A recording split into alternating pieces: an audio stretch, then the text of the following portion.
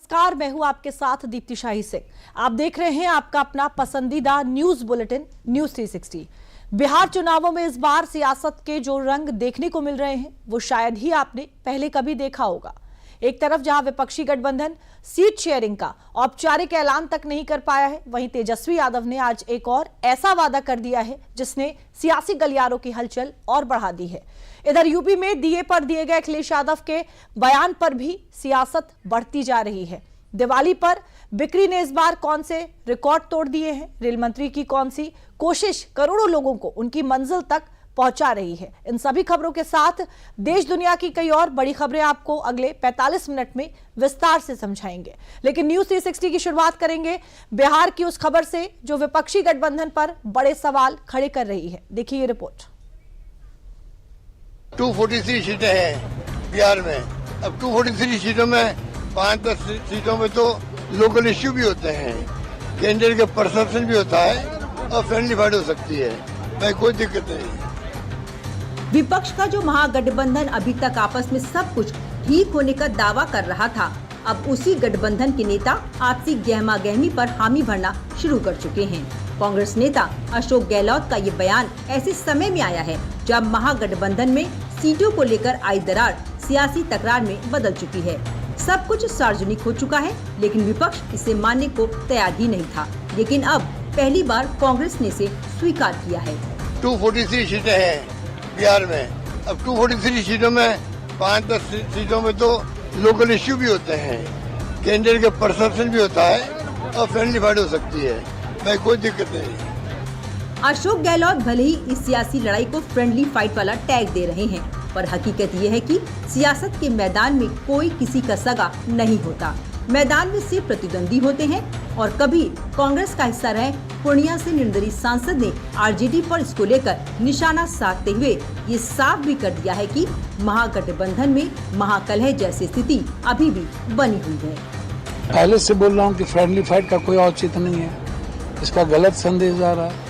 और एक दो ही क्यों, पूरे कंप्लीट क्यों नहीं? जो सीट कांग्रेस की है उस पर आप कैसे फाइट करेंगे? क्यों आप चुनाव लड़ाएंगे? ये तो गलत है। खुद पप्पू यादव भी विपक्षी महागठबंधन में कांग्रेस के सपोर्टर हैं और इनका आरजेडी पर इस तरह से तंज कसना साफ इशारा है कि गठबंधन में कहीं न कहीं मोटी गांठ पड़ चुकी है और माना जा रहा है कि इसी गांठ को दूर करने के लिए कांग्रेस नेता अशोक गहलोत बिहार पहुंचे हैं और गुरुवार को बिहार में विपक्षी गठबंधन की तरफ से सीटों को लेकर पहली ज्वाइंट प्रेस कॉन्फ्रेंस हो सकती है। प्रेस कॉन्फ्रेंस है, उसके अंदर तमाम क्लैरिटी रहेगी, या कन्फ्यूजन है वो समाप्त हो जाएगा। पूरा महागठबंधन एकजुट होकर चुनाव मैदान में उतर रहा है। पूरा थोड़ा एक कन्फ्यूजन पैदा कर दिया गया, वो दम नहीं है।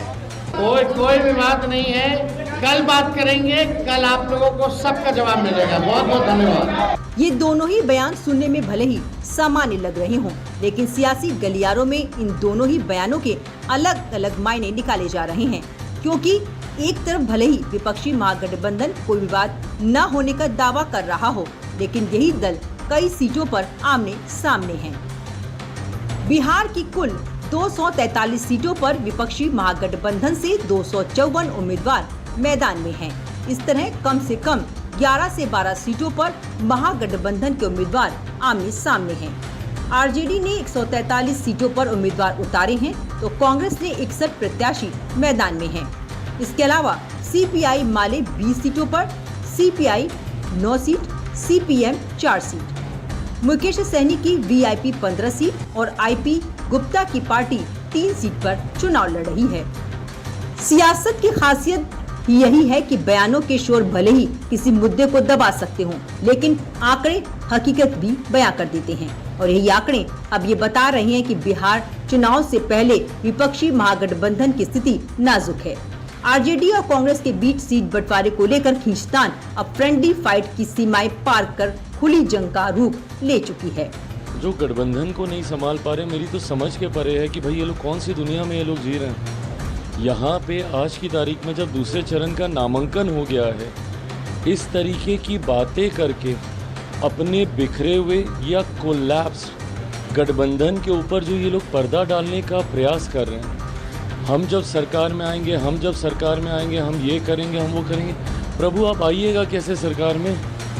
ऐसा गठबंधन आज तक कभी भारत के राजनीतिक इतिहास में हम लोगों ने नहीं देखा, जहाँ पे घटक दल एक दूसरे के सामने है। दूसरे चरण का और फाइनल नामांकन की पूरी प्रक्रिया समाप्त हो चुकी है। उसके बावजूद भी अभी भी नहीं पता कि कौन कितनी सीटों पे चुनाव लड़ रहा है, नहीं लड़ रहा है। राहुल जी जिन्होंने इतनी मेहनत की, सब SIR को लेकर लोगों को भ्रमित करने का कार्य किया, सब किया, वेयर इज ही? है कहाँ वो?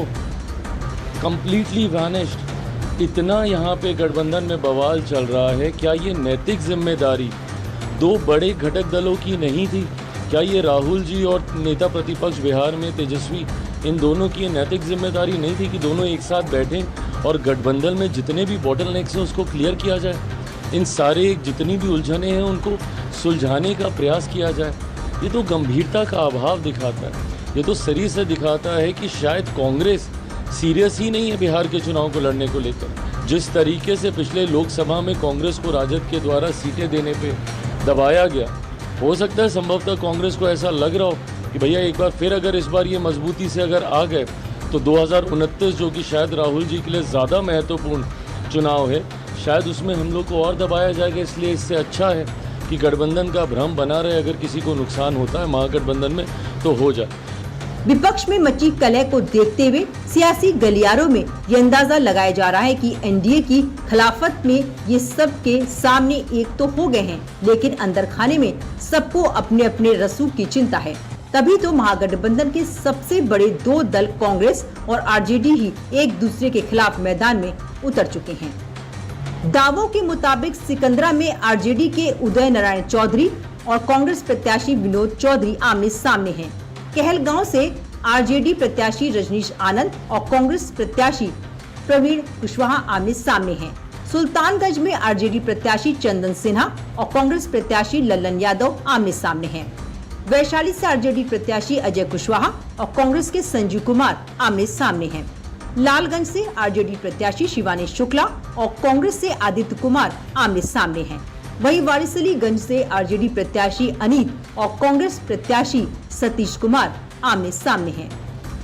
यानी अब इन सीटों पर कांग्रेस हो या आरजेडी, दोनों ही दल एक दूसरे के खिलाफ चुनाव प्रचार करेंगे ही करेंगे।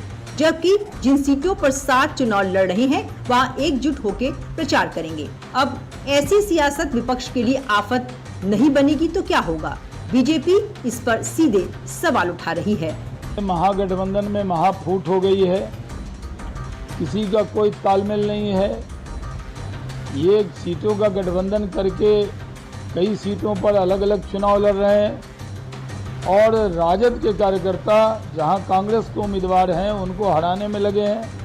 कांग्रेस के कार्यकर्ता तो हैं ही नहीं, जो भी छोटे मोटे नेता हैं वो राजद को हराने में लगे हैं और बिहार की जनता भी इनको हराने में लगी। महागठबंधन में सिर फुटौल हो रहा है। महागठबंधन में अभी भी कई एक सीटों पर आमने सामने लड़ रहे हैं। यह जनता को क्या संदेश देंगे कि हम अभी अपने में लड़ रहे हैं, जब सीट जो बंटवारा नहीं कर सका वह सरकार और राज्य क्या चलाएगा? कुल मिलाकर विपक्षी गठबंधन के साथी दलों में अभी तक तालमेल की साफ कमी दिख रही है और फिर इस तयशुदा जंग से कोई नकारात्मक संदेह न फैले, इस बाबत इस जंग को दोस्ताना संघर्ष का नाम दे दिया गया है। और गुरुवार को होने वाली प्रेस कॉन्फ्रेंस में सीट बंटवारे पर क्या ऐलान होगा, ये महागठबंधन का भविष्य तय करेगा।